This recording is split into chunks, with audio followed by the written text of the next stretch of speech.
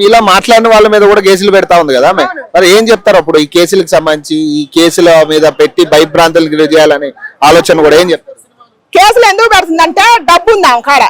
అసలు కేసులు ఎందుకు తీసుకుంటారు? ఇప్పుడు చాలా వరకు నాకు తెలిసిన వరకు లంచానికి మంచం అవుతుంది. నిజమైన పోరాటం వెలుగులోకి రావట్లేదు. నిజమైన పోరాటం అసలు వెలుగులోకే రావట్లేదు. ఎంతసేపు ఉన్న డబ్బు ఉన్నడితే నడుతుంది, డబ్బు లేనివాడితే నడవట్లేదు. ఇప్పుడు నిజమైన పేదవాళ్ళు ఇప్పుడు మనం ఉన్నాం, మనం ఎంత తప్పు చేసినా కూడా మనం 100 సార్లు స్టేషన్ చుట్టూ తిప్పుతారు, మన భవిష్యత్తు ఆడుకుంటారు. మరి ఈ దీంట్లో ఏముందని ఇప్పుడు ఫ్యామిలీ పోలీసు వారికే గానీ కోర్టు వారికి ఎవరికైనా ఫ్యామిలీ లేదా? రేపు వాళ్ళ ఫ్యామిలీ సరిపోదా?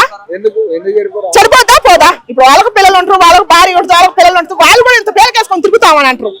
అసలు ఎట్టాడు కేసులు పట్టుకోవద్దని నేను చెబుతా. గవర్నమెంట్ వారికి మాత్రం నాకు తెలిసిన పరిధిలో నాకు చదువు లేదు, నేను ఒక ఊరు అమ్మని నేను మట్టి తీసుకొని బతికేదాన్ని నాకు తెలిసిన పరిధిలో నేను చెబుతున్నా. ఈ సమాజాన్ని ఇప్పుడున్న తరాన్ని బాగు చేసుకోవాలంటే నా ఒక్కదాని చేతిలో లేదు, యావత్ ప్రపంచం చేతిలో అందరి చేతిలో ఉంది. అందరూ మారితేనే మన పిల్లల భవిష్యత్తు బాగుంటుంది. దయచేసి ఎట్లాంటి కేసులు తీసుకోవద్దు. ఇంత పేల కోసం కేసులు పెడితే రేపు ఎన్నో వస్తాయి కేసులు, లెక్కలేని కేసులు వస్తాయి. మీకు తలపైన దోక్కుంటారు.